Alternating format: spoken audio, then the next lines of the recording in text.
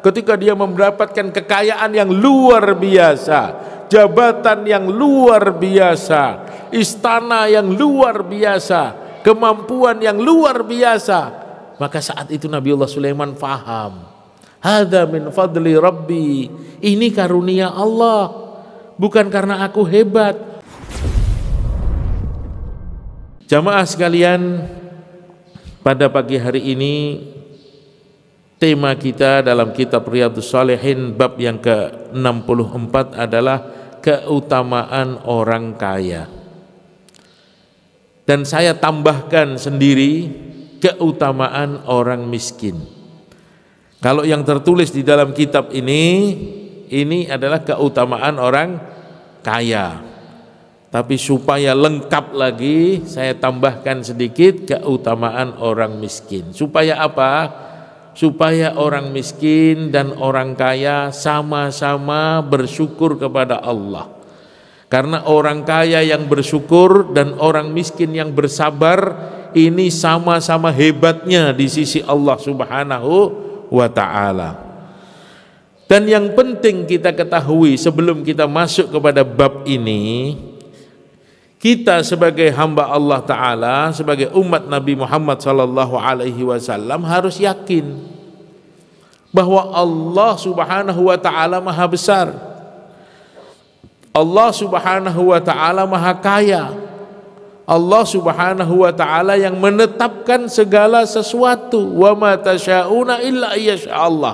Ketentuan ada di tangan Allah, ketetapan ada di tangan Allah Subhanahu wa Ta'ala. Ini keyakinan yang harus kita masukkan ke dalam hati kita. Sebelum kita berbicara apapun, yang pertama kita harus yakin bahwa Allah yang kuasa, makhluk tidak kuasa. Allah yang kaya, makhluk semua miskin. Allah yang berkehendak, makhluk tidak punya kekuatan apapun tanpa izin Allah Subhanahu wa Ta'ala. Dan inilah kalimat yang disampaikan oleh seluruh nabi yang Allah utus di dunia ini. Apa kata Nabi? Ya ayyuhan nas, qulu la ilaha illallah tuflihun. Wahai sekalian manusia, ucapkan olehmu la ilaha illallah, kalian akan berjaya, kalian akan sukses, kalian akan menang. Artinya apa? Kita harus yakin bahwa penguasa alam jagat raya adalah Allah. Yang memberikan dan yang mengatur segala-galanya adalah Allah. Makhluk tidak punya daya upaya tanpa izin Allah Subhanahu wa Ta'ala. Maka para sahabat Nabi Muhammad SAW sering mereka memanggil teman-temannya untuk duduk bicara masalah ini, karena ini asas. Apa kata mereka? Najlis bina sa'atan nu'min billah. Mari kita duduk sesaat untuk beriman kepada Allah. Ini sama-sama hebat, sama-sama orang beriman. Kenapa diajak duduk bicara kebesaran Allah? Supaya imannya meningkat, supaya imannya terjaga. Iman itu yang bagaimana? Yakin bahwa Allah Subhanahu wa Ta'ala yang punya segala-galanya. Begitu juga kita harus yakin bahwa yang namanya kaya, miskin, sehat, sakit, ya, mulia, hina, aman, rusuh, itu semua ada di genggaman Allah Subhanahu wa Ta'ala, termasuk rizki kita. Rizki kita pun ditetapkan oleh Allah. Kita jadi orang kaya atau jadi orang miskin, ini sudah ditetapkan oleh Allah. Kalau kita jadi orang kaya, kita harus bersyukur. Kalau kita ditetapkan miskin, kita harus bersabar. Kenapa? Karena dunia sementara saja. Kita bersyukur jadi orang kaya di dunia, nanti kita akan kaya sebenarnya di akhirat. Kita bersabar ketika ditetapkan oleh Allah jadi orang miskin di dunia, nanti kita akan kaya sebenarnya di akhirat juga. Maka Allah Subhanahu wa Ta'ala firmankan, wa ma min dabatin fil ardi illa 'alallahi rizquha. Tidak ada satu binatang melata pun di muka bumi ini kecuali rizkinya ada di genggaman Allah. rizkinya ada pada Allah Subhanahu wa ta'ala. Binatang melata. Maka suatu hari Nabiullah Musa alaihi salatu wassalam bertanya kepada Allah, "Ya Rabbi, kaifa turzaqul hayya?" Ya Allah, bagaimana engkau memberikan makhlukmu, memberi rizki kepada makhlukmu, caranya bagaimana? Maka Allah perintahkan Nabiullah Musa untuk memukul sebuah batu.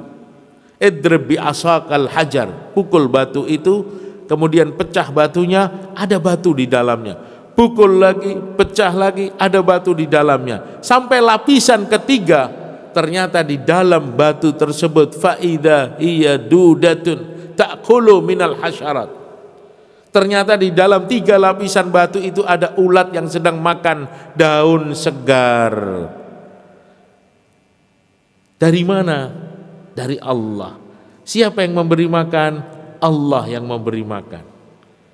Ini pelajaran bagi kita semua, bahwa setiap makhluk makannya ditanggung oleh Allah. Wa ma min dabatin fil ardi illa 'alallahi rizquha. Tidak ada satu binatang melata pun di muka bumi kecuali rizkinya ada di tangan Allah Subhanahu wa taala. Maka Allah Subhanahu wa taala katakan, wa fis samai rizqukum wa ma tu'adun. Rizki kamu itu dikendalikan oleh Allah. Rizki kamu itu diatur oleh Allah. Kita di dunia ini disuruh berikhtiar, berjalan ke sana kemari, berdagang, bertani, bekerja, mencari nafkah, keluar, pulang, berangkat, datang, itu ikhtiar kita. Tapi Allah katakan, wa fis samai rizqukum. Rizki kamu ada di Allah Subhanahu wa ta'ala. Rizki kamu ada di genggaman Allah Subhanahu wa ta'ala. Ini keyakinan pertama yang harus kita masukkan ke dalam hati kita. Kemudian Allah Subhanahu wa ta'ala beritahu kita melalui Nabi Muhammad sallallahu alaihi wasallam supaya kita ini tidak bingung, supaya kita ini tidak sombong, supaya kita ini tidak menyesal. Diberitahu oleh Allah, kataballahu maqadiral khalaiq bi 50,000 sanah qabla an yakhluqallahu samawati wal ard. Allah Subhanahu wa ta'ala menetapkan takdir-takdir bagi seorang hamba, bagi makhluk-makhluknya 50.000 tahun sebelum Allah ciptakan langit dan bumi. Berapa takaran rizki yang akan masuk ke dalam perut kita, berapa butir nasi, berapa teguk air, berapa hirupan udara, semua ditetapkan oleh Allah. Kataballahu maqadiral khalaiq. Allah sudah tetapkan takdir-takdir bagi ciptaan-ciptaannya 50.000 tahun sebelum Allah ciptakan langit dan bumi. Kenapa diberitahu seperti ini? Likai la ta'sau ala ma fatatkum wa la tafrahu bima atakum. Supaya kamu tidak putus asa atas apa yang luput dari hidupmu, dan supaya kamu tidak sombong dari apa yang kau raih dalam kehidupan kamu. Maka Allah katakan itu dari aku, yang memutuskan aku, yang menentukan aku. Kau jangan terlalu sedih, jangan putus asa ketika kau mencari sesuatu dan kau tidak mendapatkannya, karena ketetapan ada di tanganku. Dan kau jangan sombong ketika kau meraih sesuatu, karena hakikatnya dari aku, bukan dari kekuatan kamu, bukan dari kepintaran kamu. Aku yang memberikan sesuatu itu kepada kamu. Likaila ta'sau ala ma fatatkum wa la tafrahu bima atakum. Supaya kamu tidak putus asa dari apa-apa yang gagal kau raih, dan supaya kamu tidak sombong dari apa yang kau raih dalam kehidupan ini. Maka ketetapan jumlah rizki, umur kita, jodoh kita, ajal kita ada pada Allah Subhanahu wa ta'ala. Bahkan ketika seseorang itu enggak mau dengan kekayaan, enggak mau datangnya rizki, ada manusia seperti itu, ada. Dia lari justru dari rezekinya. Tapi kata Nabi SAW, "Lau haraba ibnu Adam min rizkihi, kama yahrubu minal maut, la adrakahu rizkahu kama adrakahul maut." Andaikan anak cucu Adam lari dari rezekinya, seperti dia lari dari kematiannya, tetap rizki itu akan menjemput dia seperti kematian menjemput orang tersebut. Jadi nggak bisa ketukar. Tidak bisa tertukar rizki seorang hamba. Maka Ja'far As-Sadiq radhiyallahu anhu dia mengatakan, "Inni alimtu anna rizki la ya'kuluhu ahad fatma'antu." Aku tahu, kata dia, bahwa rizki jatahku nggak mungkin dimakan orang lain. Maka aku tenang. Aku tidak mencuri, aku tidak berbohong, aku tidak korupsi, aku tidak ngerampok, aku tidak sakiti hati orang gara-gara untuk mendapatkan rizki. Kenapa? Karena aku tahu, ini alim tuh, anna rizki la ya'kuluhu ahad. Rizki yang menjadi jatahku, yang akan masuk ke dalam perutku, nggak mungkin masuk ke perut orang lain, nggak mungkin tertukar ke orang lain. Fatma'antu, maka aku tenang. Aku jalan mencari nafkah dengan baik, ikut syariat yang diridhoi oleh Allah. Aku tidak tabrak sana, tidak tabrak sini. Kenapa? Karena aku tahu rizki yang memang jatahku tidak akan tertukar pada orang lain. Itu yang pertama. Yang kedua dia katakan, "Wa inni alimtu anna amali la ya'maluhu ahad." Dan aku tahu, kata Ja'far As-Sadiq, bahwa amalan yang aku harus lakukan di dunia ini untuk keselamatanku selama-lamanya di akhirat, nggak bisa aku titipkan ke orang-orang lain untuk mengerjakannya. Harus aku sendiri yang mengerjakan. Fajtahadtu, maka aku bersungguh-sungguh. Karena amalan yang harus aku lakukan nggak bisa aku titipkan. Apa yang aku lakukan itu yang aku terima di akhirat nanti. Fajtahadtu, maka aku bersungguh-sungguh. Kalimat yang ketiga yang dia katakan, "Wa inni alimtu anna akhiru masiri al-qabr fasta'adtu." Dan aku tahu bahwa akhir perjalananku adalah kubur, maka aku harus bersiap diri. Akhir perjalanan hidupku adalah kubur, maka aku selalu bersiap diri untuk mendatangi tempat tersebut. Mau tidak mau, suka tidak suka, siap tidak siap, setiap orang pasti akan mati dan masuk ke dalam kubur. Ini kalimat yang indah yang disampaikan oleh Ja'far As-Sadiq radhiyallahu anhu. Oleh karenanya, Bapak Ibu saudara sekalian, kita harus sadar, kita harus paham bahwa yang namanya rezeki, kaya atau miskin, semua itu sudah ditetapkan oleh Allah Subhanahu wa taala. Lan tamuta nafsun hatta tastakmilu rizquha. Seseorang itu tidak akan pernah mati sebelum rezeki jatah dia itu sampai pada dia secara sempurna. Setelah sampai semuanya, baru orang itu akan mati.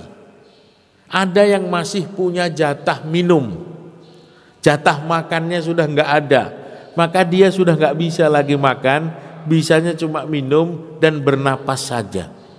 Ada orang yang jatah makannya habis, jatah minumnya juga habis, yang punya masih jatah udara saja. Maka dia sudah tidak bisa lagi makan, tidak bisa lagi minum, cuma bernapas saja bisanya. Ketika semua jatah dia di dunia sudah habis, diperiksa oleh malaikat ke timur, ke barat, ke utara, selatan, ternyata sudah tidak ada lagi jatah rizki untuk dia, baru saat itu dia akan mati. Artinya apa? Ketetapan ada di tangan Allah. Kita disuruh berikhtiar sesuai dengan perintah Allah. Bekerja itu perintah Allah, bekerja itu sunnah Nabi. Maka ketika kita jalankan dengan baik, kita pun mendapatkan pahala. Kaya atau miskin bukan urusan kita, tapi itu sudah menjadi ketetapan Allah Subhanahu wa ta'ala. Bab yang akan kita bahas pada pagi hari ini adalah keutamaan orang kaya. Bismillah.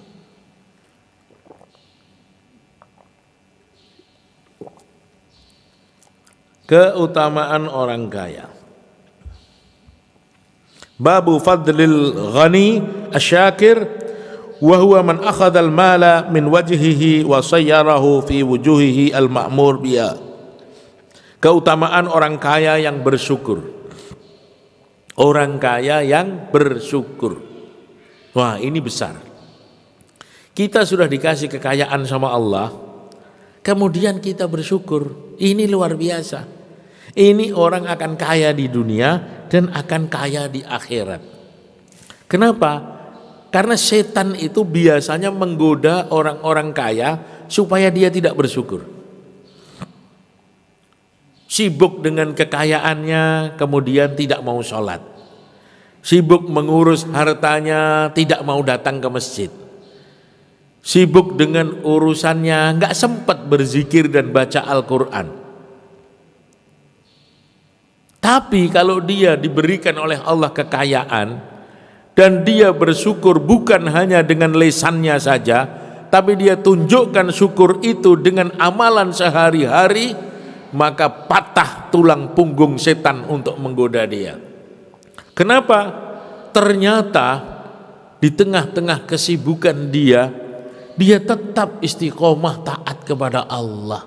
Tafarraq li ibadati, lapangkan waktumu untuk aku walaupun kamu sibuk.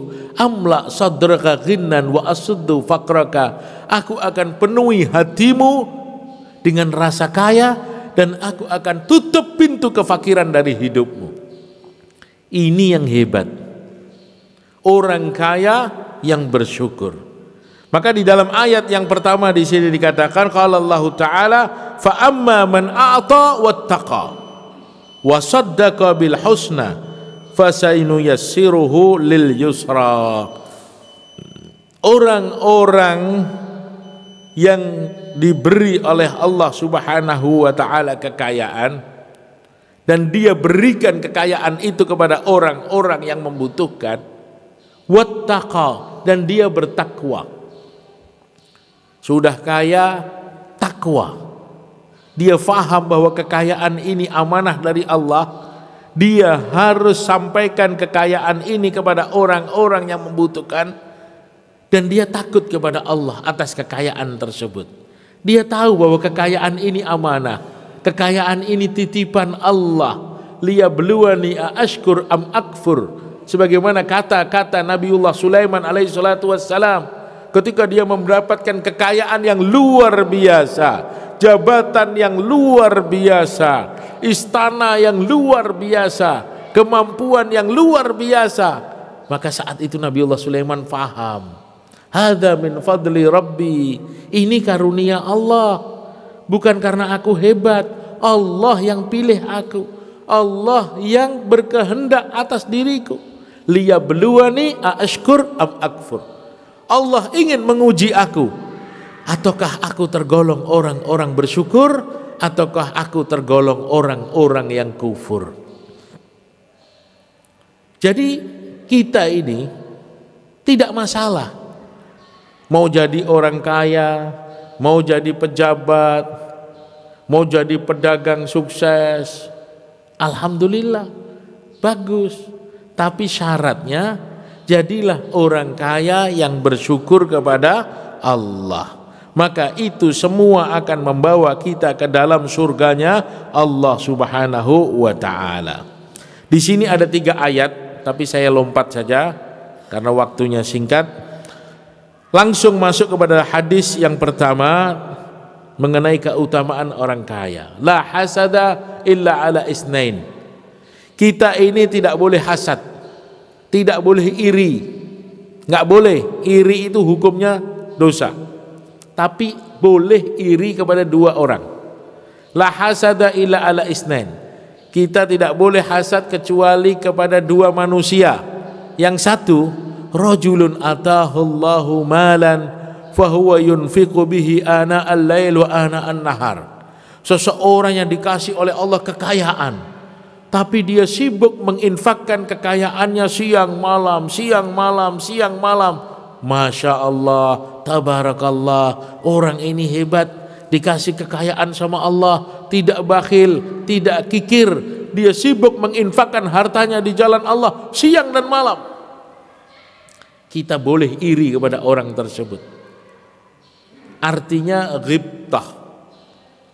Ghibtah itu iri, tetapi kita tidak mengharapkan kehilangan sesuatu itu dari orang tersebut. Tapi kalau kita iri dan kita menginginkan orang itu kehilangan kebaikan, itu iri yang tidak boleh.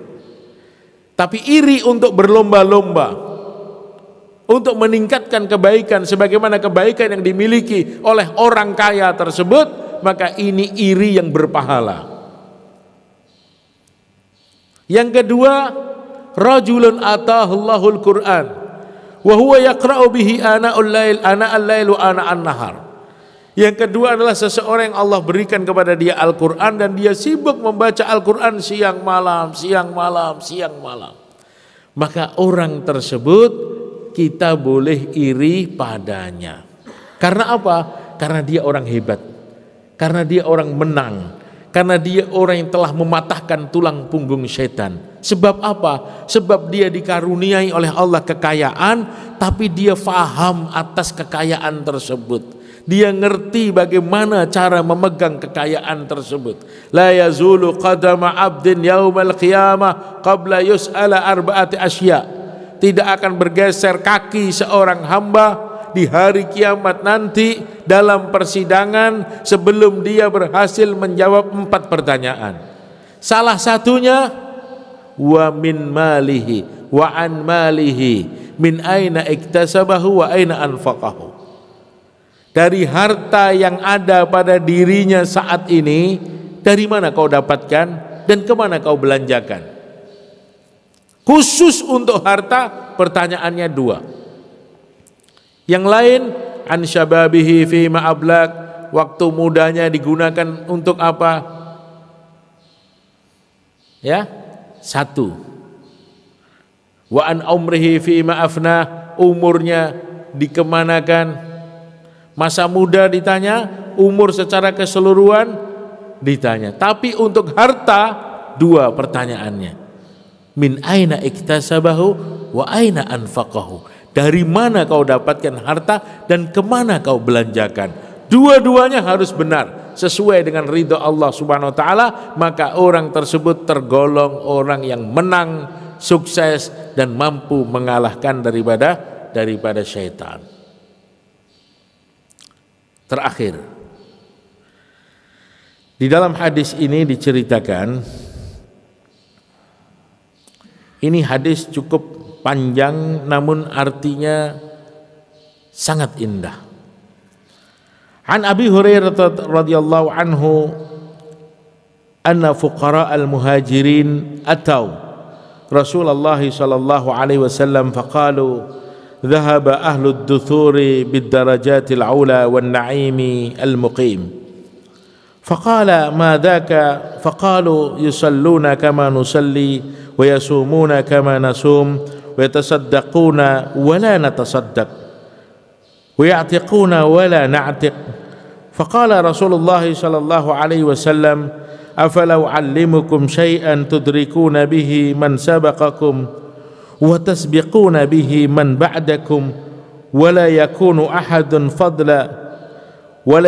أحد أفضل منكم إلا من صنع مثل ما صنعتم قالوا بلى يا رسول الله قال تسبحون وتحمدون وتكبرون دبر كل صلاة 33 مرة فرجع فقراء المهاجرين إلى رسول الله صلى الله عليه وسلم فقالوا سمع إخواننا أهل الأموال بما فعلنا ففعلوا مثله فقال رسول الله صلى الله عليه وسلم ذلك فضل الله يؤتيه من يشاء متفق عليه. Jadi artinya begini, orang-orang miskin datang kepada Nabi SAW. Orang-orang miskin dari kelompok muhajirin datang kepada Nabi SAW. Mereka mengadu, mereka mengeluh. Apa kata dia? Ya Rasulullah, kami orang-orang miskin sholat, orang-orang kaya juga sholat. Kami orang-orang miskin puasa, orang-orang kaya juga puasa. Kami orang miskin gak bisa sedekah, tapi orang kaya bisa sedekah. Kami orang miskin tidak bisa membebaskan budak karena harganya mahal, tapi orang-orang kaya bisa membebaskan budak. Bagaimana ya Rasulullah? Maka Nabi SAW katakan, maukah kamu aku ajarkan bacaan-bacaan, zikir-zikir yang akan menjadikan kamu orang kaya, yang akan kamu bisa menyamai orang-orang kaya. Apa itu? Bacalah subhanallah 33, alhamdulillah 33, Allahu Akbar 33 di setiap setelah kamu mengerjakan sholat. Maka senang ini orang-orang miskin, diamalkan, pulang ke rumah, amalkan wirid ini, zikir ini, itu semua. Setelah itu mereka dengar bahwa orang-orang kaya pun juga mengamalkan zikir tersebut. Orang-orang kaya dengar, ini orang-orang miskin datang dari Nabi, Nabi kasih zikir. Orang kaya gak mau ketinggalan, dia juga ikut amalkan zikir tersebut. Si miskin tahu bahwa orang kaya juga ikut-ikutan mengamalkan zikir. Datang lagi kepada Nabi SAW. Laporan orang miskin, ya Rasulullah, sami'a ikhwanuna wa ya'lamaluna bihada. Orang-orang kaya, saudara-saudara kita dengar bahwa engkau telah berikan amalan kepada kami dan mereka lakukan amalan itu ya Rasulullah. Maka kata Nabi, apa? Kata Nabi, dzalika fadlullahi yu'tihi may yasha. Kalau itu aku sudah tidak bisa mengatakan apa-apa lagi, kata Nabi. Yaitu karunia Allah kepada orang kaya. Dia sudah dikasih kaya sama Allah, dikasih faham lagi. Jadi pahalanya double-double. Dia sudah kaya di dunia dan kaya di akhirat. Itulah pilihan Allah. Itulah karunia Allah Subhanahu wa ta'ala. Jadi orang kaya yang bersyukur itu pahalanya besar, sebagaimana orang miskin yang bersabar. Ketika Nabi SAW ditunjukkan surga, Nabi mengatakan, uridat alayyal jannah wa nadartu aktsaruhum al-masakin. Aku ditunjuki surga, aku lihat kebanyakan penghuni surga orang-orang miskin. Jadi orang miskin ini kenapa dia lebih dulu masuk surga dibandingkan orang kaya? Karena hisabnya lebih ringan, hisabnya lebih singkat dibandingkan orang kaya. Tapi bukan berarti orang kaya lebih buruk di sisi Allah dibandingkan orang miskin, belum tentu. Semuanya tergantung ketakwaan. At-tajir as-saduq al-amin ma'al anbiya wa syuhada wa salihin. Pedagang yang jujur, amanah, terpercaya, maka dia akan bersama para nabi, syuhada dan solehin. Kenapa? Karena dia walaupun jadi pedagang jujur, amanah, terpercaya. Jadi harta yang dia miliki bukan membawa dia kepada keburukan, tapi justru membawa dia kepada kebaikan karena dia faham hakikat dunia, faham hakikat harta.